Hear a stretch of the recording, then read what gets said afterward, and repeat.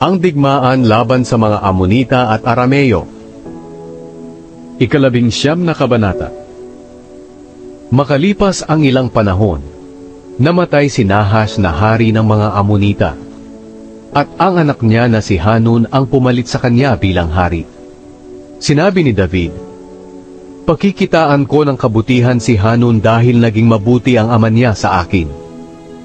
Kaya nagpadala si David ng mga opisyal para ipakita ang pakikiramay niya kay Hanun sa pagkamatay ng ama nito.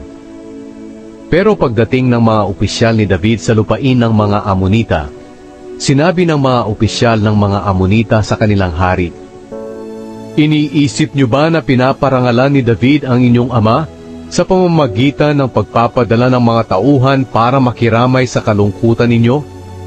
Hindi! Ipinadala niya ang mga taong iyan para magmanman sa lupain natin at tuwasakin ito."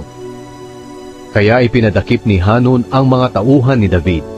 Inahit ang balbas nila at ginupit ang kanilang mga damit mula baywang pababa, at pagkatapos ay pinauwi sila. Sa ganoong kalagayan, nahihiya silang umuwi dahil sa kanilang itsura.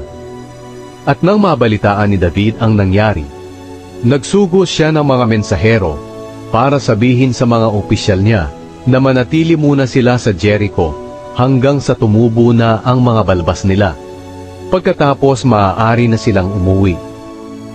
Napag-isip-isip ng mga Amonita na ginalit nila si David. Kaya nagbayad sila ng 35 toneladang pilak para umupa ng mga karwahe at mga mangangarwahe mula sa Aram Naharaim, Aram Maaka at Zoba. Ang bilang ng mga karwahe at mga ngarwahe ay 32,000. Sumama rin sa kanila ang hari ng Maaka at ang mga sundalo nito. Nagkampo sila malapit sa Medeba at naghanda rin ang mga Amonita at lumabas sa bayan nila para makipaglaban.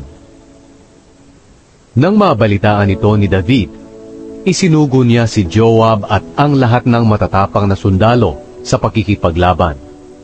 Pumwesto ang mga Amonita sa pakikipaglaban sa may pintuan ng kanilang lungsod, habang ang mga hari na sumama sa kanila ay pumwesto sa kapatagan.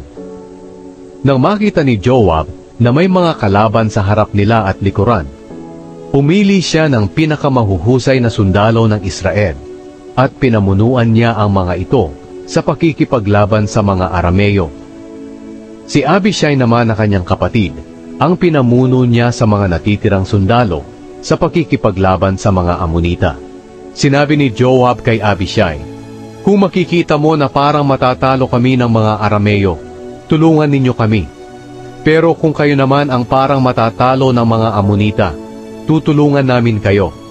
Magpakatatag tayo at buong tapang na makipaglaban para sa ating mga mamamayan at mga lungsod ng ating Diyos.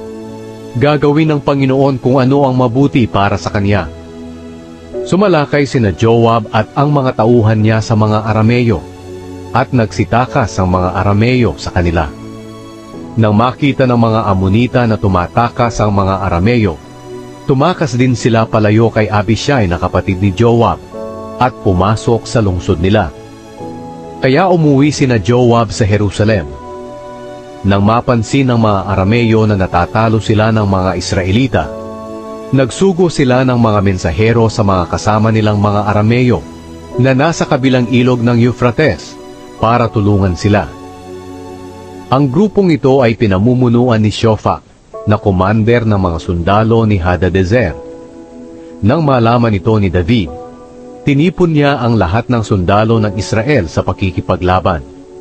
Pagkatapos, tumawid sila sa ilog ng Hordan at pumwesto na nakaharap sa mga Arameo at naglaban sila. Pero nagsitakas ang mga Arameo sa mga Israelita. Nakapatay sina David ng 7,000 mga ngarwahe at 40,000 sundalo na lumalakad lang. Napatay din nila si Shofak, ang commander ng mga sundalo. Nang makita ng mga sakop ni Hadadezer na natalo na sila ng mga Israelita, nakipagkasundo sila at nagpasakop kay David. Kaya mula noon, hindi na tumulong ang mga Arameo sa mga Amonita.